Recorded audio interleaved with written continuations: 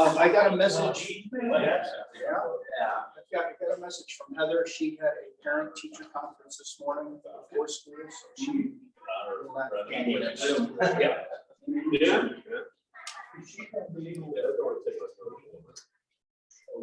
Probably not. Oh, yeah. She takes care of her children and all that, gets them ready to go to school. So, I'm hoping. How much? Oh my God.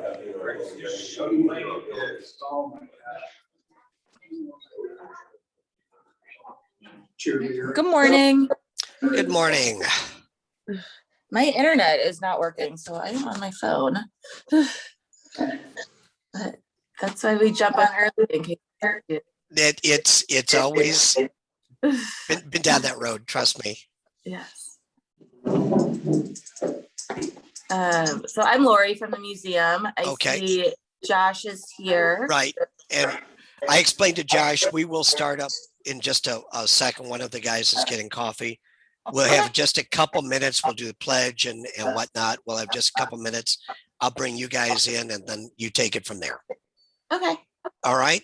I am not used to seeing Lori spelled that way. My sister is Lori, but it's Lori, not Y. So you're throwing me for a loop there. And did Josh ask you how long he has? About 30 minutes, give or take, Okay. if that'll work for you. Did you know that? Actually, that's fine. I'll go with what I'm gonna say. And it'll, Okay. Is there any way he can talk a little longer? Because I Yep. thought it was 45. we go till 8, so we should be, just looking at the clock, we should be fine with that. We'll get rolling. Yep. Everybody in. We'll start with a little bit of formality here. Kind of trying to get back to the old routine, so. Good morning. Wake up, Brian. We're gonna start with the Pledge of Allegiance. Dave's got his flag up. I pledge allegiance to the flag of the United States of America and to the republic for which it stands, one nation, under God, indivisible, with liberty and justice for all. All right, we're gonna forego singing for now, because Ann's not here to lead us. All right. So with that, I'm gonna let basically, with that, if we can, we're gonna turn the program over to Dave to introduce our speakers, and then we'll do the program. Sounds like it's gonna last about 45 minutes, so if we need to get up and go, feel free. So welcome to our speakers, and Dave, you're on. And as I explained to Josh and Lori just came on, they're from the Holocaust Museum. And since we were not able to exchange direct information, I'm going to let them, the one thing I do have to ask Josh, we had a gentleman in our club a number of years ago by the name of Sid Schoenfeld. Was that any relation to you that you're aware of? Okay. No, is it Sid? Sid, yes. Yeah, no, not that I'm aware of, no. Okay. I've seen the last name. I just had to ask. That's all. Yeah, So no, I'm going to turn. turn it over to Josh, and I will highlight you. Well, There you first of go. all, there we go. Great. Thank you. Thanks for having me. I need to, I'm going to share my screen here in just a minute so I can get started. And my wife's going to help me with that.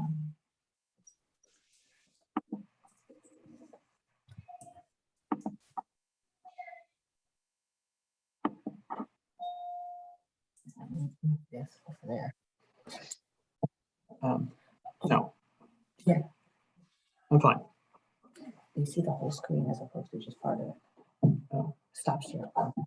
Stop share for a minute. 1 minute. My apologies. Oh, no worries. Sorry. Technology is great when it works. I know. Well, it's working. That was just me. There, now move that over there. Yeah. That's great. Yep. Wonderful. Thank you.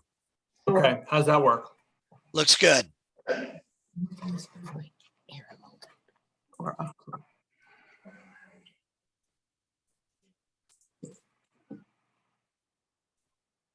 up top. You move it up top. Yeah, let it go. Well, mine will go up top. I'm not going to spend any more time on that. Okay. Okay. All right. So, since time is short, I'm just going to dive right in. First of all, Dave, thank you for introducing me, and also thank you for having us here today to talk about about my father's life and also and about the Holocaust. I start off with a picture of the cover of my father's book. My father, here I'll also hold up a copy of it. One of the things that my father did before he passed away in 2011, towards the end of his life, is he started working on a book, and started off as a project to tell the story and write it down essentially for our family. But then it kind of kept growing, and it turned into a memoir, which he published in 2009. And and so much of what I'm going to talk about this morning comes from what he wrote in his book, the stories that I grew up hearing when I was a boy growing up in St. Louis. I lived in University City growing up. Went to University City High School, Washington University for college, and then and I'll tell a little bit more about that as time goes on. So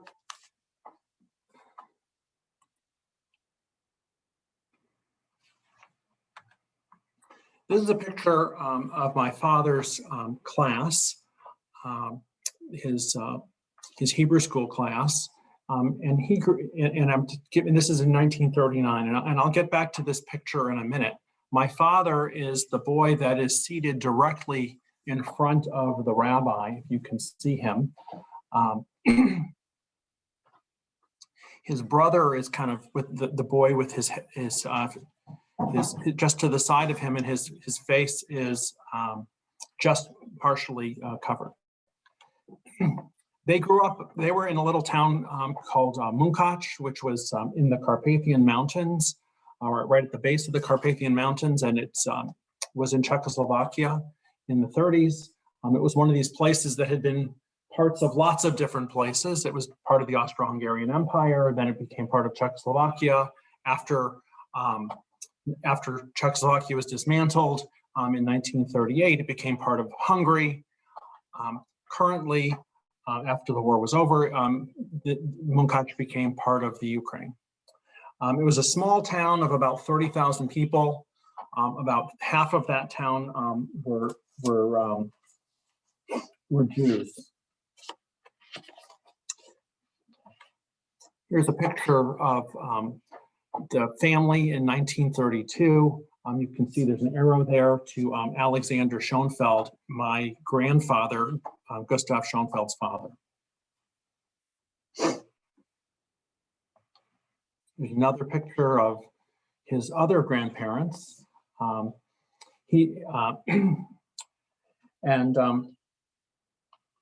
Irene and Solomon Gottesman. If I just hop back for a second, you can see that they were an observant family. You can see that the great-grandfather there is sitting there with a beard and was a very pious man, a learned man. But the sons were all, very much in modern clothing. They were all they were educated. They owned a small store, mostly that was run by my great-grandmother. The Gottesman side of the family lived in a town in Hungary, a few miles away, across the border. He had been trained actually as a rabbi, but then became a businessman, and he owned a lumber yard in that town. This is my grandmother, Helena Schoenfeld, in 1930.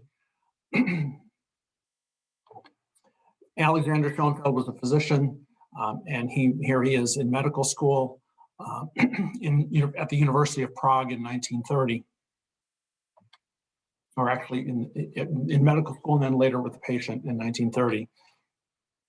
They were married in August of 1931. You can see the two of them there on their wedding day. Why am I showing you some of these pictures and not diving right into the story of the Holocaust? I'm telling you these things because I want you to see, and in these next couple slides, I'll also show you that although it was obviously 80 something years ago, we're talking about people that in many ways still lived modern lives, right? They had running water, they had phones, they had cars. You know, it was a small little town in Hungary, Czechoslovakia, but yet, you know, their lives were not that dissimilar from our lives today. And here you can see, as you go, if I slide through some more of these pictures, which of course I could spend a lot more time talking about. This is my father and his older brother, along with their nurse, caregiver. Here's another picture of the two of them. They had a lovely home with a rooftop deck. Even back then, rooftop decks, which are getting popular again, were popular then as well. And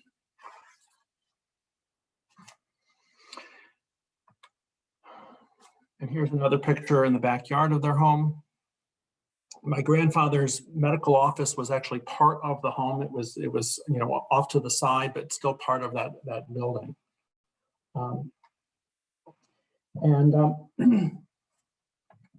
Here's another picture which I really like, the four of them in 1940. So as the 30s progressed, things got to be much worse. You know, when there were lots of discussions about what was happening kind of in the rest of the world.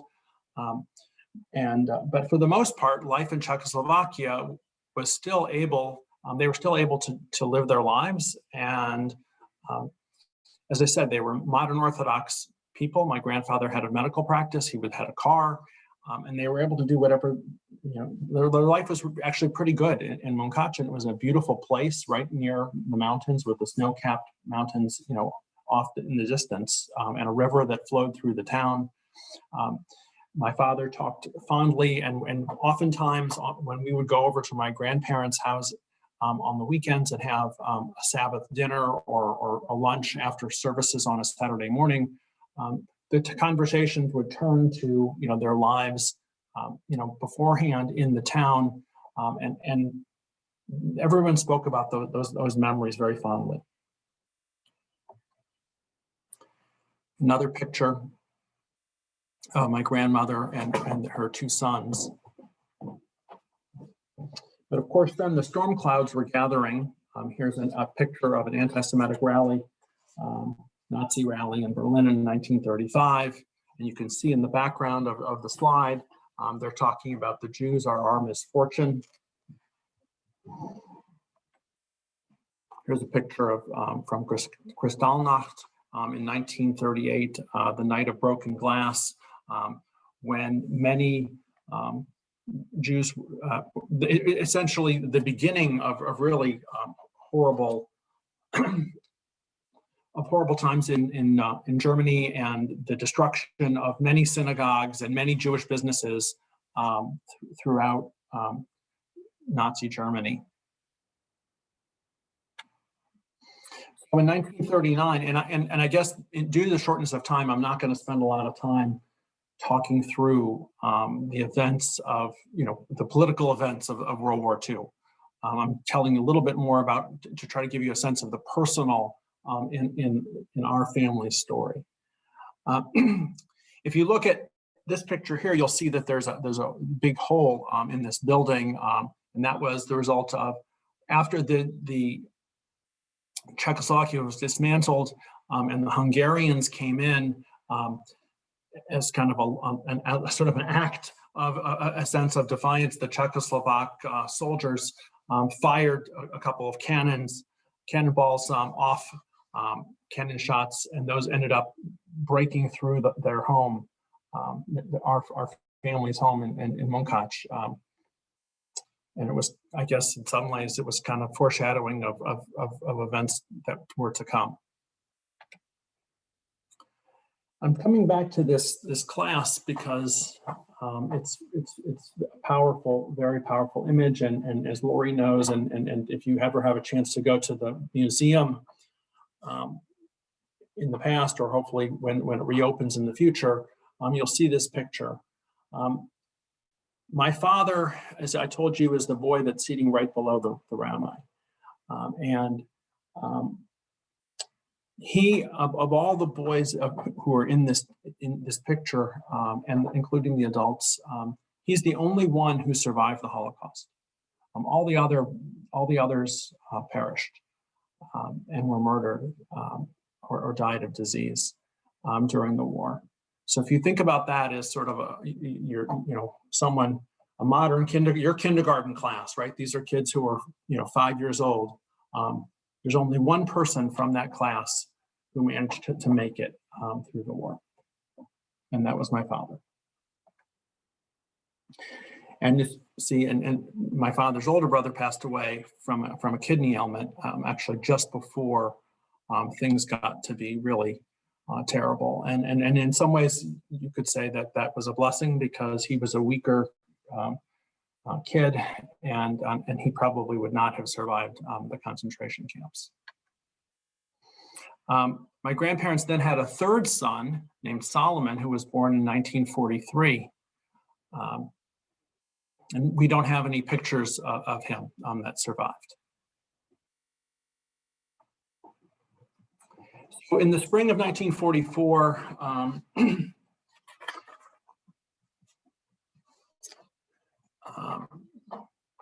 after life had changed tremendously in the town, the Nazis eventually came in and replaced the Hungarians, and life got much, much worse. And so my grandfather had already lost his license to practice medicine. That the businesses and property were kind of taken away, and people were essentially rounded up into a ghetto. My grandmother had to essentially try to bribe someone in order for him to be able to get his license back. He got it back for a time. All sorts of things, terrible events like that occurred.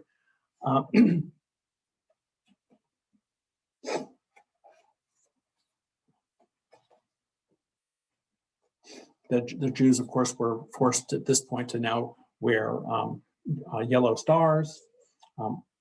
And one night, actually, while they were in this ghetto, in this sort of time period of early 1940, late 43, early 44, there were people in the town, who had decided that things were getting so terrible. Some of them committed suicide, and in fact, a girl that my father had been good friends with, and her whole family.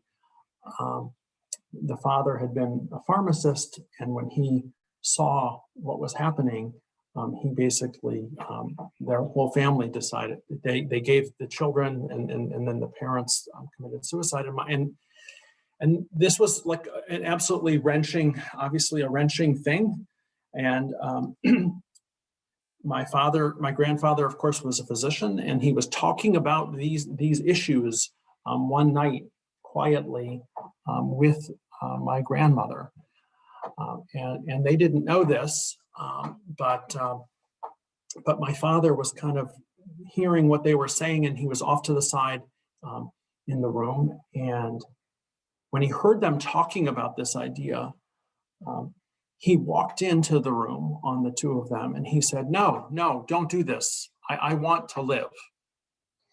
And that was the end of the discussion related to the idea of committing suicide.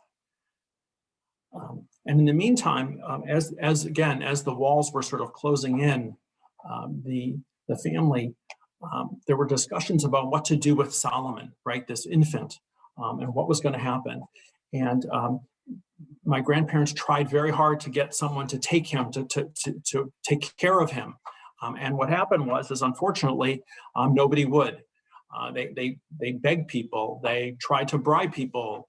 At one point, they gave someone a considerable sum of money, what they had left that they had sort of been hiding. And the person said, "I will come back." And of course, they never came back. And so Solomon ended up staying with them. Another story, a little bit, is that is to get to now what would happen during the Holocaust, during the I would say, excuse me, their time in the concentration camp. In April to May 44, people were further concentrated in the town of Munkac in this area of this brick factory, which was where there was a railroad siding, and and then trains started coming in to take them away, and people were forced onto these rail cars, so there were, at one point there was someone who refused to do so, and they were shot kind of on the spot for refusing to get on the train. Now, they were then put onto these rail cars without really, just jammed in with just a bucket and no food or water, and then 3 days essentially on the train to go to Auschwitz. They didn't know exactly where they were going. They were just told they were being taken from the town.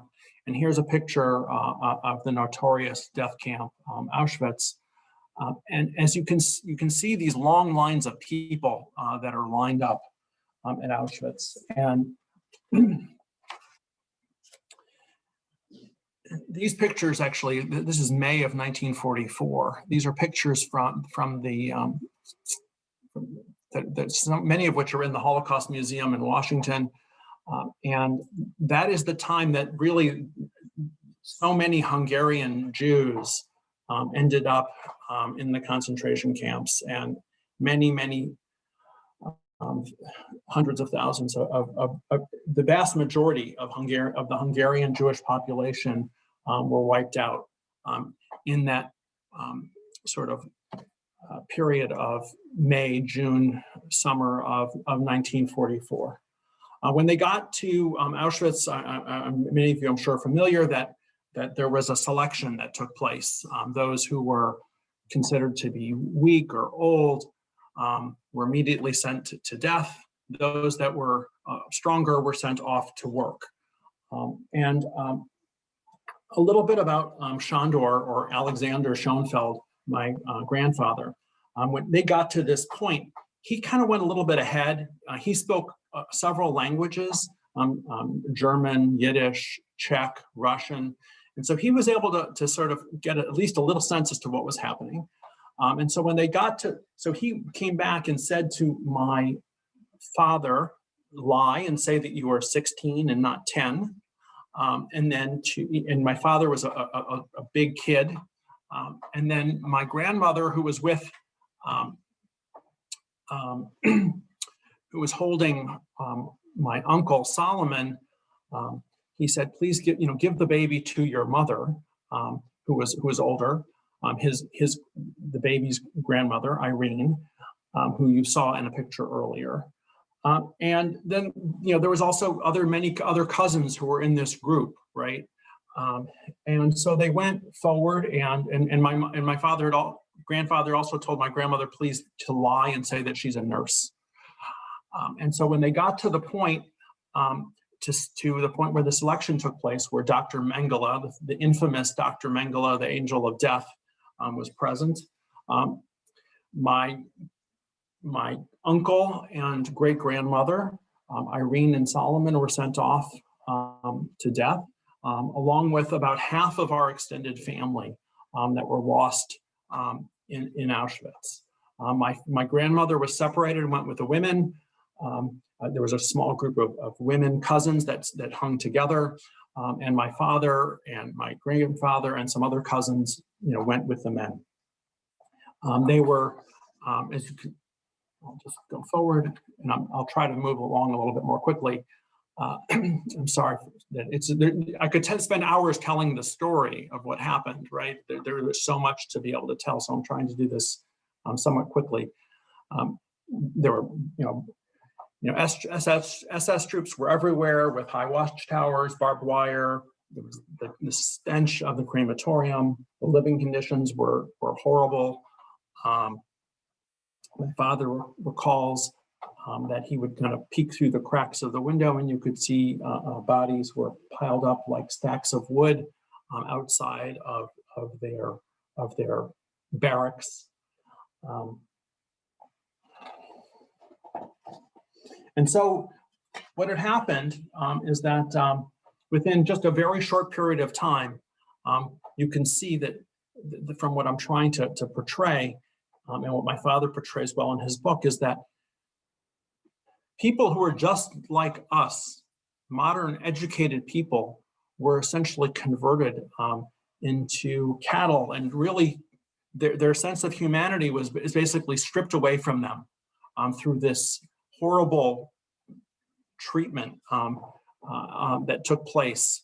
And so fortunately for them, they only spent about a few weeks at Auschwitz before they were then shipped to a different camp. They were then put on because more workers were needed. And so they were shipped from Auschwitz. And here's another couple pictures of Auschwitz that I guess I can show you here. They were shipped to the Warsaw Ghetto. If you remember, the Warsaw Ghetto is a place where there was an uprising of Jews that took place against the Nazis when people realized that the crematorium was being, that the ghetto was being liquidated. And so the ghetto was largely destroyed by the Nazis in putting down that uprising by the Jews who had been in the Warsaw Ghetto. And so my father and his grandfather and some of this group of cousins were all sent kind of as a group to work. And that's where they spent a few months in the summer of 1944 cleaning up the Warsaw Ghetto. They were salvaging bricks and other building materials so that they could be then sent back and used in Germany. My grandfather really was not acting as a physician at Auschwitz or at this camp. He was a worker just like everyone else. At a couple points, he asked when people would regularly be beaten if they slowed down or stopped working with a metal hose or a metal hose that had pieces, a rubber hose that had pieces of metal inside it. And at one point, at various points during when he asked, he did ask for mercy on someone who was weak. He was taken and publicly beaten with where they stripped off his shirt, just like you would see in some terrible movie, where that is exactly what happened.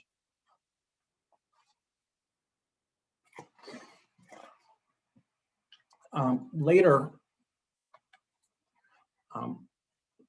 as the Russians approached Warsaw and the Germans were forced to pull back, they came to the prisoners and they said, we're going to have to move again. And those of you who feel you're too tired, we'll put you on a truck and take you. And those who are stronger, we're going to walk. And of course, at this point, everyone knew what that meant, or at least the family, unfortunately, knew what that meant. And there were those who did opt to try to go on a truck. And then there were those who were who decided to walk. And so they started to walk. And unfortunately, their suspicions were justified, because not long after they started walking, they heard lots and lots of machine gun fire behind them. There was a group of about 2,000 people that started on this death march from Warsaw to Kutno. It's about a 90-mile distance, and it took about 3 days. During that walk, people were given very little water, almost no food. And essentially, people just dropped off as they were being sort of walked west. Walked east. No, I was right. It was west. They're walking west. Pardon me. One story, one sort of inspirational story about what happened during this time period is that the Germans weren't giving anybody and really much any water. And my father, who was, as I told you, was only 10, they were walking along the side of the road. People who stopped or went off to the side to try to find water or whatever would very often be shot kind of on the spot. But at one point, a cousin dragged a rag through some muddy water along the side of the road and twisted it so that my father could get some water, from that. And then at another point along the way, there was a night where they were camping, and as they were along the in the camp, there were some Greek Jews who were part of the group, and they were in this big field, and they started digging. And fortunately, the water level was pretty high up, because they only had to dig down about a foot or foot and a half, and then they hit water. And so suddenly that kind of word spread around the group, and everybody started digging. And the Germans were furious because, of course, they were allowed, then this meant that people were getting water, but they couldn't do anything because it wasn't that many soldiers, and there were, cut between 1,000 and 2,000 people. And so that night, and my grandfather always viewed it as somewhat of a miracle, truly a miracle, that there was water there for them just below the surface that night.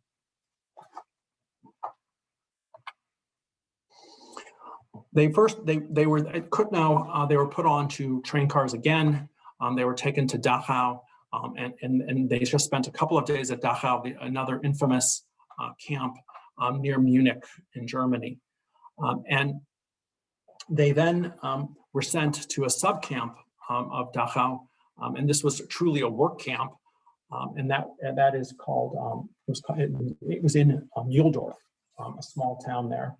And there was a small dispensary, and my grandfather was then able to actually act as a physician, doing some work, trying to help people who were in these labor battalions. And what you see there is a picture of what they were trying to do, was build a hardened aircraft factory, because the Germans were hoping that they would be able to build more of the jet planes that they were able to build jet planes at the very end of the war, and some of those planes they had hoped would be able to reverse the war. And so this kind of a factory would have been a place where they could have tried to turn the tide of the war by having this kind of a hardened factory. And so they were forced as basically slaves to work in these labor battalions.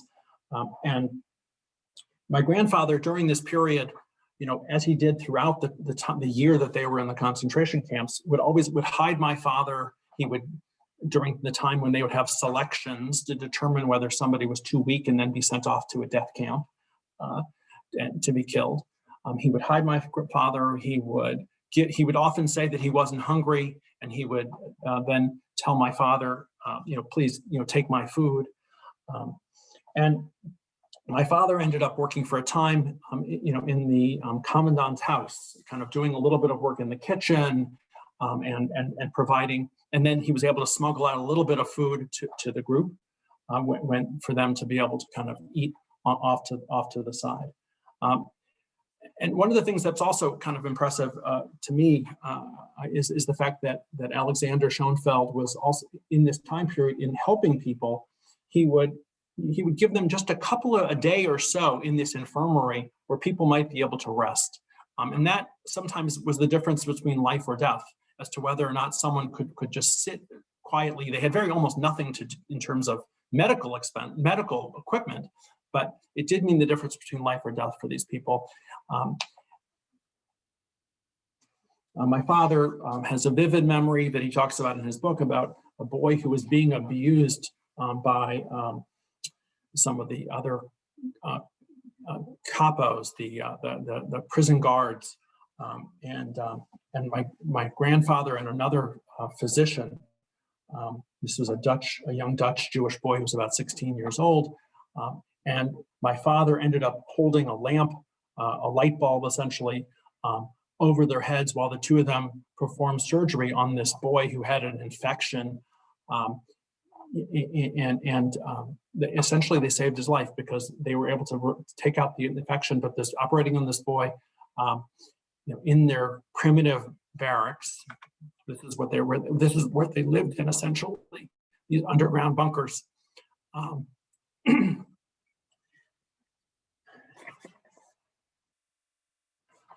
The interesting thing is that now I'm going to move a little bit because of time, I'm just going to move through some of the rest of the stuff later, is that the American soldiers came and they were liberated on May 2nd, 1945. So we just passed, right, the anniversary date of that liberation. It was just on Sunday, which is always kind of a day that we always think about, you know, in my family, given that. And as the soldiers were approaching, it turns out that the commandant of the camp, who was someone who was not by nature as cruel as some of the other members of the SS or some of the other people who ran prison camps, he was given orders to kill all the prisoners and to burn the camp as the American soldiers came closer. And he disobeyed that order, and he did not do so. So thankfully, that didn't happen. And what I would say with respect to that is that then this man was then turned over, of course, when the Americans came, and he was going to be put on trial, of course. And my grandfather actually, and you think about this for a second, even after all that had happened to them, and even all the cruelty, all the killing, all the people that had died, he still was able to say some kind words in some testimony about this German commandant. And so as a result, the commandant, okay, was spared at some level because of some level of humanity that he showed to his Jewish prisoners. Here's a picture in May, just a few days after liberation by American soldiers. A soldier managed to take a picture. It's not a great picture, and was able to then send that picture back to our family in the United States. Again, just here's some slides just showing the different camps that they were in. Also showing, if you look at the extent of the network of camps in Europe. So first they went to Auschwitz, then to the Warsaw Ghetto, then to Kutno, Dachau, and then from there to Muhldorf. As I said, my grandfather did defy the Nazis. He gave anti-war speeches before they were taken, during the time period before they were taken to camps, as he was acting as a physician, and people were sent off to work battalions. Sometimes he would provide, he would actually infect or inflict a wound onto someone. They would then be able to rest. He would treat them, and that way they would again be able to survive a little longer, as opposed to being sent into these horrible work battalions. And then, as I said before, he defended other patients, gave them bed rest, hiding patients and my father during these selection points. My grandmother, who I didn't speak about as much just now, just because of the interest of time, she went from, this is a map that I got from the Holocaust Museum in Washington. It shows here, and you can see hundreds of camps. The most notorious ones, you know, are Auschwitz and Dachau, and some others. But there were the network, the amount of resources that were devoted, you know, to killing and enslaving people was just unbelievable. But my grandmother went from Auschwitz to Stutthof, which was a work camp, and Prost, and then Hella. And then eventually, as the war came close to an end, she was able to essentially escape from where she was, and then was eventually, the Russians, you know, essentially liberated where she was in hiding for those last couple days of the war. Here's my father in his prisoner jacket just a couple weeks after liberation in 1945. Not long after they were liberated, my grandfather was able to make contact with some of his colleagues in Prague, where he'd gone to medical school. And he was able to start working actually pretty quickly again as a physician in a tuberculosis sanitarium. And here's a picture of him in 1946. My grandmother actually made it back to the town of Munkac. And from there, she was able to get word that her husband and her son had survived. And here standing with them are two cousins, one cousin who ended up in the Russian army, and then another cousin who had been with her in the concentration camps. When Helena went back to the town of Munkac, one of the things that she did was that she was able to go into the backyard because they had buried a couple of things in the backyard, a couple of small pieces of jewelry that she was able to save. Plus, okay, because their Judaism was important to them, she actually had buried a couple of prayer books. And I'm holding right here, okay, this prayer book, okay, is the one of two that were buried in the backyard. And this is important. It's important to us because it shows that not only were they concerned about kind of something that was material, but they were concerned about spirituality and faith. And the fact that we still have possession of this book and that it is kind of still in our hands is something that is kind of beyond meaningful to me.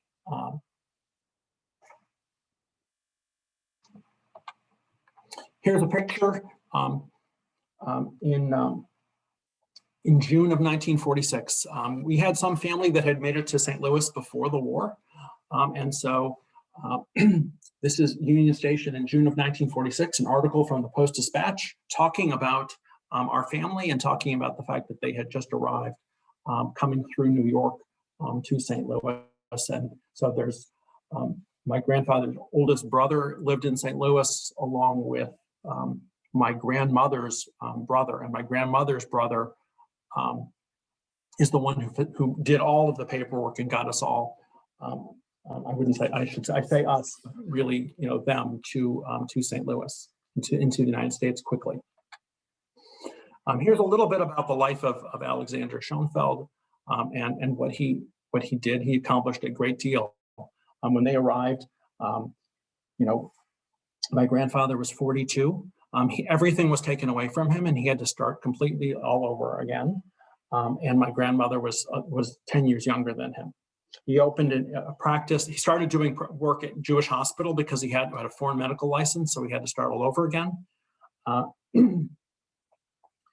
And eventually opened a practice in East St. Louis because Illinois allowed folks who had a foreign medical license to become practicing physicians much more quickly than Missouri did at the time.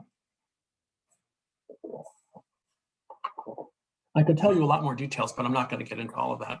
Here are the two of them much later at a commemoration for the Holocaust in the 70s. My father eventually went to medical school. He went to Washington University, did his internship and residency in New York, met my mom, Miriam, and was married in 1961. Here's the five of us on a family vacation. Here's my father's early career as a physician. And as you can see, there's a picture of him in his Air Force uniform, where we lived in San Antonio during the 60s. And then eventually he joined the Washington University faculty, where he went on to have a very significant career working in the field of lipid metabolism and working a lot on early studies that related to heart disease, cholesterol, and working on some of the early drugs, some of the drugs that are still in use today, like Lipitor and others, the statins that actually help to lower cholesterol in people's blood. He then was also very active at the university and held various endowed chairs, and eventually became chairman of the Department of Medicine. Here you see him welcoming Chancellor Wright into the university, because at that time he was the chairman of the faculty, the president of the faculty council. Here we are, three generations of the Schoenfelds. There's my oldest son back in 1997 in his office.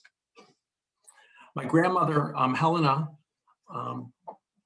survived Alexander Schoenfeld by about 19 years. And here she is on a trip where she was in Israel.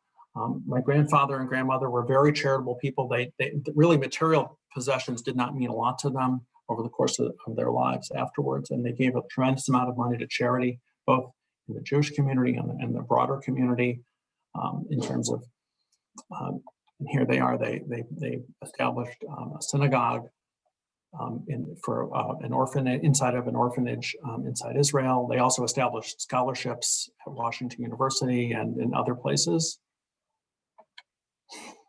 Eventually, I'm just trying to get to the end because I see we're short on time. Here she is in 2006 with her 7 great-grandchildren. Here we are in Vermont. This is all of us together with 7 grandchildren.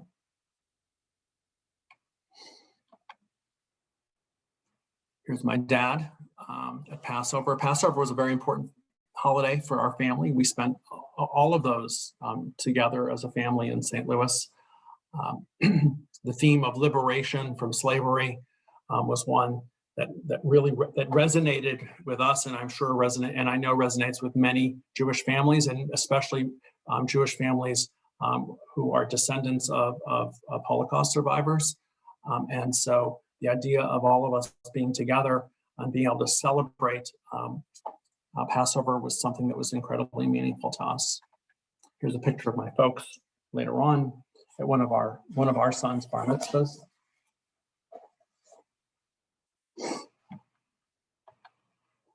And so what about the next generation? My wife and I are lucky enough to have had three sons.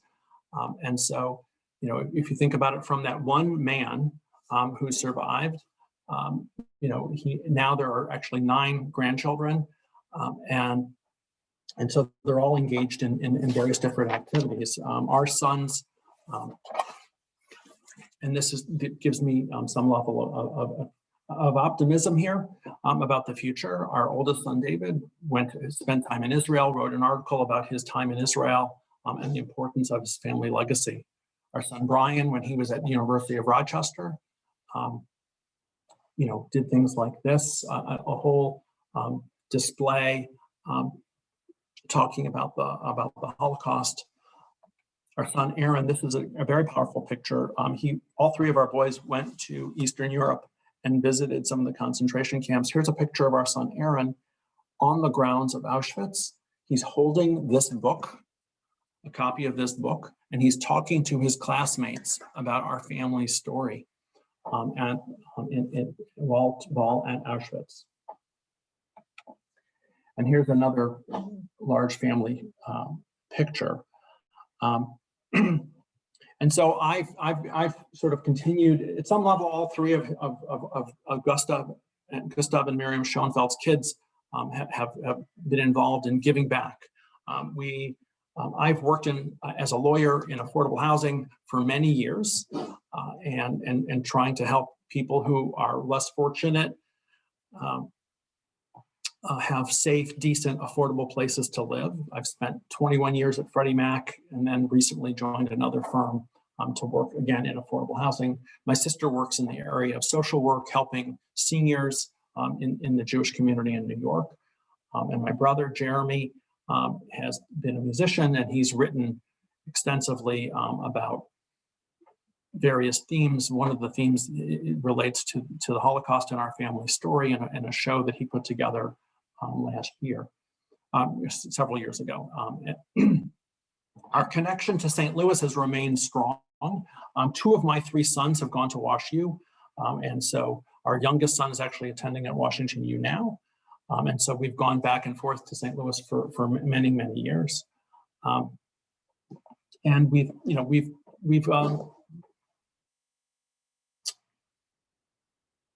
I'd say that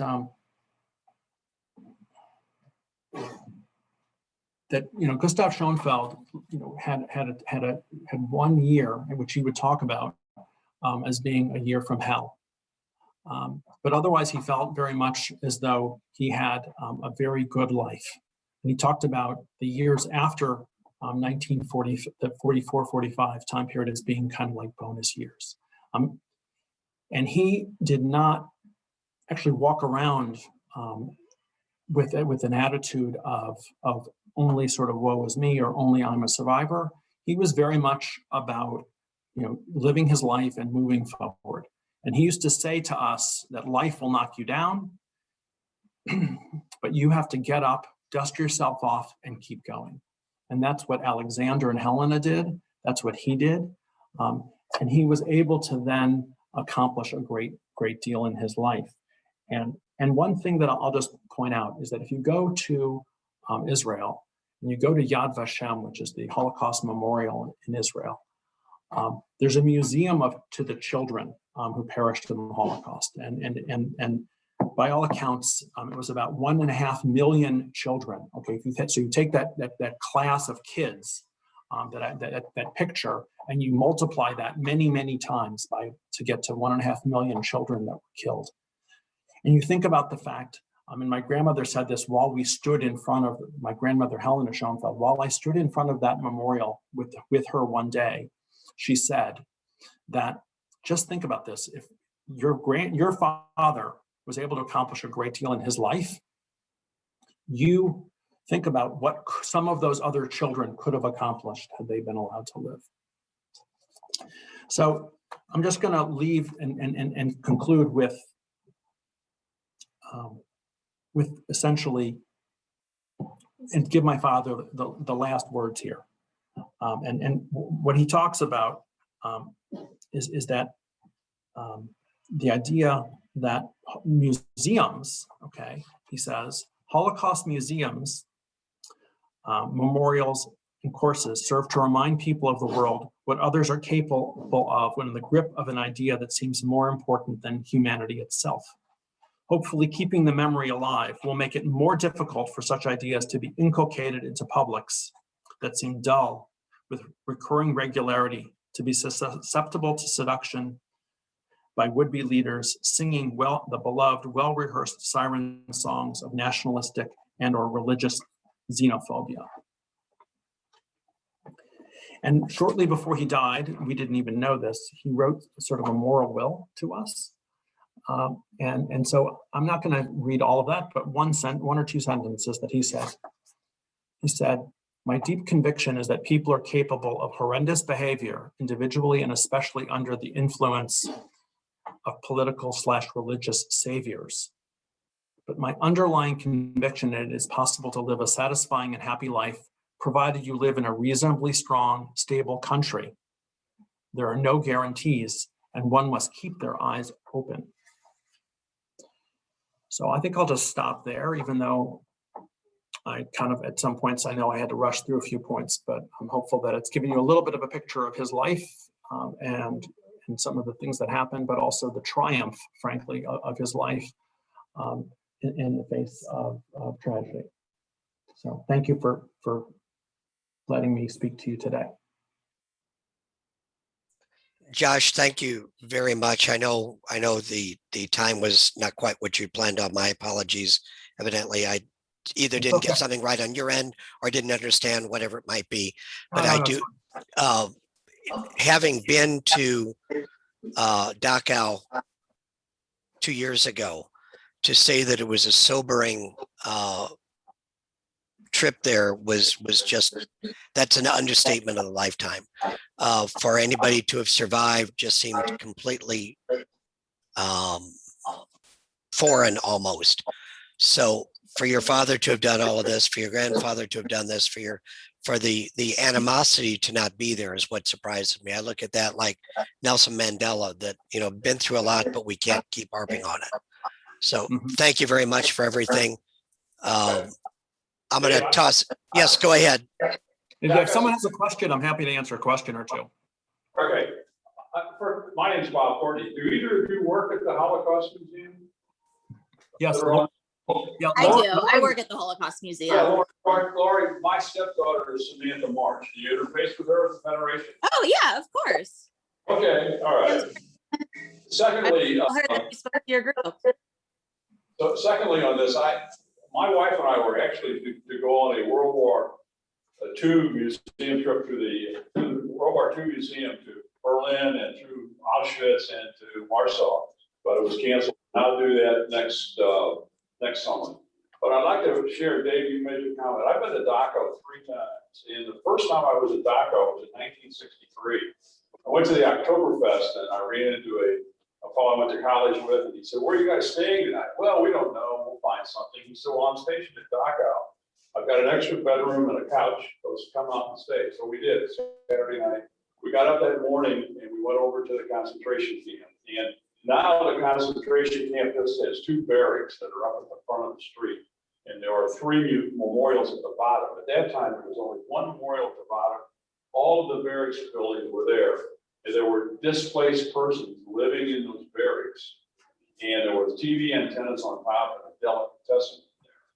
And it was kind of interesting. And subsequent to that, I've been to Treblinka, which is north of Prague, and there were 85,000 people went through Treblinka. 1,000 survived. The other interesting story I'll tell, I was on my last field exercise when I was in the Army. Our sergeant major was named Bernie Eisenberg. And Bernie Eisenberg was born in Berlin. And in 39, at the age of 11, his family sent him to live with family in California. So when the war ended, he graduated from high school and was training when the war ended in the Pacific. And he asked, "How can I get to Germany?" So take an early discharge and re-enlist, and he went to a unit in Hearst, and because he spoke German, they were looking for German scientists in the eastern sector. But he wanted to go to Berlin to find out where his family was, so they had to cut orders for him, and they did. And he took the train to Berlin, and he got out, and got a taxi, and so they wanted to go near the zoo, but they remembered things at 11. And as he started walking, things came back to him. He knew he'd take the next street up and take a right. Buildings are all bombed out. He went 2 more streets down, another right. The only building standing in that area was the one he grew up in. And he remembered he lived 2nd floor rear. And on the door, 2nd floor rear, said Eisenberg. And he knocked on the door, and his mother and sister were inside. The mother was Gentile, the father was Jewish. She was never incarcerated. The father did not make it, but his sister was in Auschwitz. When the Russians liberated before they liberated, they started marching them to the center. And you've seen that, if you remember, in Schindler's List. And there was the German forests are very dense. And 12 of them took off. She laid underneath leaves for 24 hours and finally made her way to an uncle and then found her mother in Berlin. And subsequently, he sponsored both mother and sister to come to the United States. And I'm sure there's a lot of stories like that, but it's very touching to think that they survived in that regard. So I thought I'd share that. No, thank you for that. That's very meaningful. One of the other questions about that was the photos that you had as a child, or as your grandfather was a child. How did those survive? Did they? Oh no, sure. That's a great question. Those pictures are really are all pictures that were sent to our family in the United States before the war, and so that's how it is that we have some of those things, because nothing really, I was showing you that prayer book a couple seconds ago, but really nothing of theirs, right, survived the war, and so fortunately there were some of these pictures who'd been mailed that had been mailed to the United States. That's great. Unbelievable. Right. What a story of rising above. Yes. The miracle of water in the field, that's incredible. Yeah. Right. And I like what, David, what you said before, about humanity, even in the face of what had happened. And the title of my father's book, at some level, I think captures a lot of it. And that's this. It was called Absence of Closure. So while he, went on and lived his life and did tremendous amount, as did my grandfather, but yet there never was, and there never will be really complete closure for people who had to endure this sort of thing. So you don't forget, but you are able to pick up and move forward. Right. Very good. Thank you so much for joining us this morning. We really appreciate it. Thank you all. You're welcome. You're very welcome. You're welcome. Happy to join you. Take care, guys. Thank you. All right, thanks. Bye. Bye-bye. Thanks. Bye. Anything else you need, Mitch? I don't think so. For those that were not at the board meeting yesterday, which is 3 of you, we're matching points, matching funds to our foundation. So if you want to make a match, we're doing a push. We'd really like to get a little over 21,000 this year, so that we can be what'd you say, 1,000? We are 800 on our, right now. If we can get that up to the $21,000 mark, we can be a 1,000 club. That might be a nice honor for the town. Per capita. Per capita. So We're about- get your wife to give us some money. We're about $3,500 shy of that number, right? You need a taxi budget, Bob. My wife will do whatever she wants. She don't listen to me. All right. What's up next week, Dave? Let me look. It is a gentleman by the name of Bill Timius. He has done a, now I can't think of the name of it, and I don't have my paper in front of me. It'll be in the newsletter. We'll just leave it at that. But he comes recommended through a couple of other clubs. Marianne Behan from the Fulton Club highly recommended him. So I will, we'll see what happens. All right. All right. Thank you for joining us, and we will see everybody next Wednesday.